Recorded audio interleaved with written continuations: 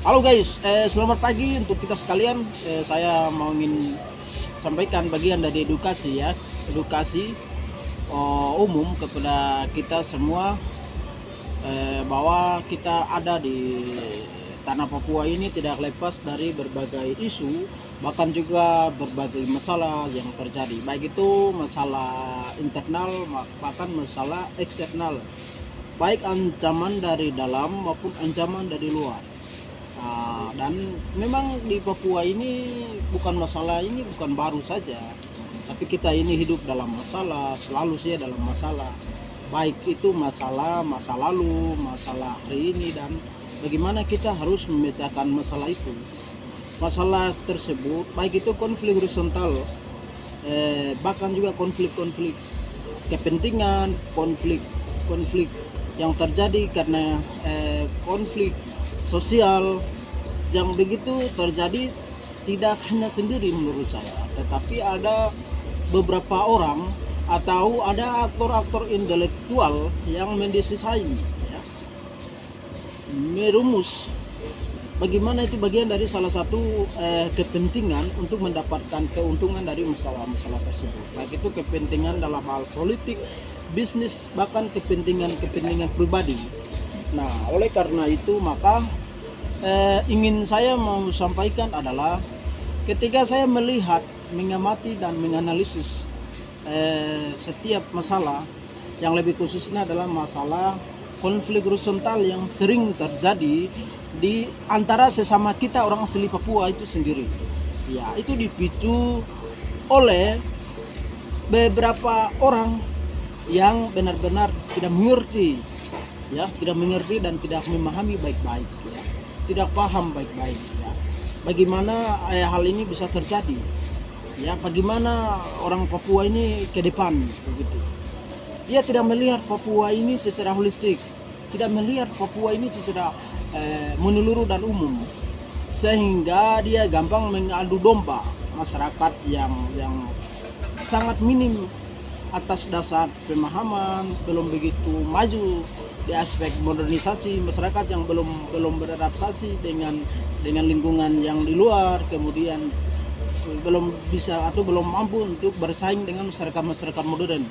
Nah, sehingga gampang sekali cenderung memicu masalah, ya, jika intelektual tersebut dia sendiri tidak paham soal bagaimana orang asli Papua itu ada. Nah, sehingga yang sering muncul adalah stigma-stigma negatif bahwa kok orang pantai, kok orang gunung, kok orang Papua Selatan, kok orang Papua Barat, kok orang Lapago, kok orang Saireri, dan seterusnya, ya, dan seterusnya. Ini mengakibatkan Papua yang satu tidak terima asumsi atau narasi dan fiksi yang dibangun oleh Papua yang lain. Dalam hal ini intelektual dan elit-elit yang benar-benar tidak paham soal bagaimana orang Papua itu ada, bagaimana pendekatan antropologis, kemudian sosiologis, secara kultur budaya, bagaimana orang Papua itu hidup.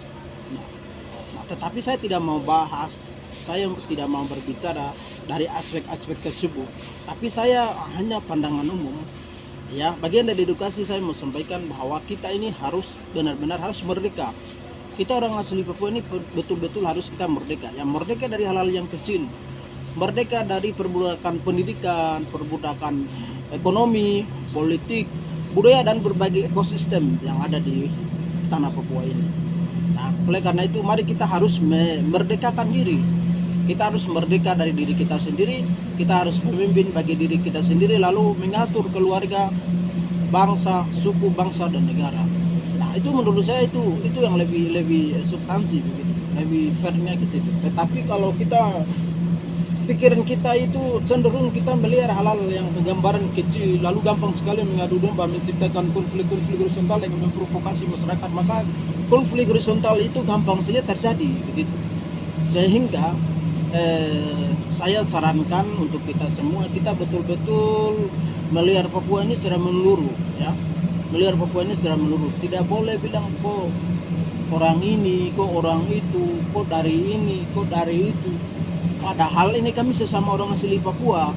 yang sedang berjuang, yang sedang bersaing, sedang menyesuaikan diri dengan perkembangan yang ada, baik itu perkembangan teknologi, perkembangan modernisasi, globalisasi, dan berbagai macam arus global yang terjadi hari ini. Oleh karena itu jangan kita menciptakan narasi-narasi atau asumsi-asumsi yang benar-benar memprovokatif masyarakat kita yang benar-benar belum mengerti, benar-benar belum paham, apalagi yang tidak berpendidikan, sehingga gampang sekali terjadi atau menciptakan konflik horizontal antara sesama kita. Oleh karena itu maka kita ini perlu sekali bersatu, ya, kita orang asli Papua ini bersatu untuk kita bersaing dengan masyarakat modern, masyarakat yang siap begitu, yang siap datang untuk menguasai negeri kita ini, datang untuk mengisi setiap pemekaran Papua yang sekarang menjadi 6 provinsi yang ada ini. Sehingga lebih khususnya untuk Papua Tengah ini, provinsi Papua Tengah yang sekarang ada ini, Nabire ini harus benar-benar masyarakatnya harus benar-benar berpikir yang holistik dan menyeluruh. Karena Nabire ini secara historis, dia melahirkan Nabire melahirkan Kabupaten Paniai, Doiyai, Deyai, kemudian Kabupaten Danjaya, Puncak Jaya, dan Puncak Papua, 6 kabupaten. Dan sekarang itu ditambah lagi dengan Timika. Jadi kalau kita bicara Timika ini, Timika bukan karena Nabire yang melahirkan, tapi Timika itu adalah bagian dari daerah administratif dari Kabupaten Fakfak. Nah, oleh karena itu maka saya rasa bahwa sekarang Nabire ini menjadi mama. Nabire ini kabupaten induk yang melahirkan beberapa kabupaten kota yang ada di wilayah Mepago ini. Sehingga masyarakat Nabire, saya harap supaya jangan kita mengadu domba, jangan kita menciptakan isu-isu yang tidak sehat untuk memecah belah, menghancurkan keutuhan kami orang asli Papua di negeri ini. Nah, oleh karena itu musuh kita yang sebenarnya adalah musuh dan ancaman dari luar datang untuk menguasai negeri kami, mengambil untung dari semua yang ada, pemakaran yang ada, semua ekosistem yang ada ini. Mereka datang untuk mereka menguasai, mengambil, lalu mereka membawa pulang untuk membangun negeri kita. Jadi hari ini bagaimana kita harus bersatu. Kita orang Papua itu adalah satu ras Melanesia, itu saja. Kita orang Papua adalah satu, ya, satu tujuan untuk kita. Tujuan yang hakiki sebenarnya itu bisa kalau kita bersatu. Ya, kalau kita seperti ini, kita belum merdeka dari hal-hal yang kecil, belum merdeka dari yang sangat kecil sekali ini. Waduh, susah kita bersatu. Begini gampang sekali orang lain bisa manfaatkan, ya, bisa manfaatkan isu-isu ini untuk mereka punya kepentingan pribadi. Pihak ketiga akan manfaatkan dan terus manfaatkan. Sementara kita sibuk, kita dengan kita perang. Sementara kita dengan kita ini baku konflik horizontal. Kita dengan kita menciptakan rasa trauma, ketakutan yang sangat luar biasa. Akhirnya tidak bisa bersaing, tidak bisa membuka usaha-usaha kecil-kecilan, tidak bisa bergerak untuk bicara yang kemajuan, tidak bisa melihat gambaran lain. Sementara kita sibuk untuk kita orang Papua dan orang Papua baku makan, baku habis, baku bunuh. Sementara orang-orang Amber datang ke sini, orang-orang Nusantara, orang masyarakat Nusantara, mereka datang menguasai betul-betul. Anda tahu kira-kira berapa ribu orang yang masuk melalui akses laut, kapal Labobar, Ngapulu, Dorolonda, Sinabung, dan berbagai macam kapal yang dari masyarakat dari luar, ya, transmigrasi gelap dari sana datang untuk menguasai negeri ini. Kita tidak tahu. Oleh karena itu kita tinggalkan ini semua, kita tinggalkan, mari kita benar-benar berfokus untuk kemajuan kita bersama, keutuhan kita bersama, menciptakan kehidupan yang harmonis, kehidupan yang tentram, damai, dan aman.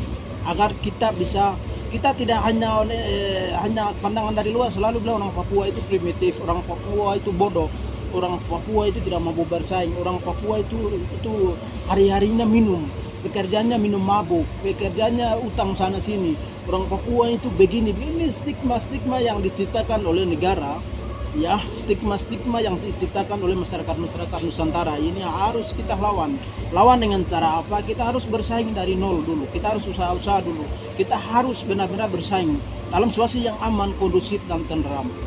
Nah, itu yang mungkin saya bisa harapkan.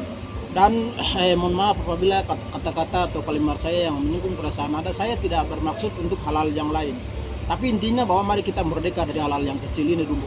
Kita merdeka dari hal-hal yang kecil, kebiasaan-kebiasaan yang merugikan orang lain ini kita harus tinggalkan. Kita mengejar. Sekarang tuh eranya bukan era individualistik, tapi sekarang eranya adalah era bagaimana kita harus berkolaborasi. Kita harus bekerja sama. Kita hidup sebagai makhluk sosial, makhluk politik, di samping berinteraksi, berkomunikasi, berkolaborasi, dan bekerja sama dengan siapa saja. Ya, dari orang mana saja. Jangan memecah belah. Jangan kita menciptakan asumsi-asumsi, narasi, diksi yang merugikan orang lain, bahwa kau bukan orang asli ini, kau bukan orang asli itu, kau bukan hak ini, kau bukan hak itu, kau ini adalah orang pendatang, kau ini adalah, padahal kita ini orang sesama orang Papua. Tuhan ciptakan tanah Papua ini untuk orang asli Papua, orang kulit hitam, rambut naik keriting, untuk mengelola, menikmati sampai dengan Tuhan datang. Nah, itu yang boleh saya harapkan. Shalom, selamat pagi dan selamat beraktivitas untuk kita sekalian.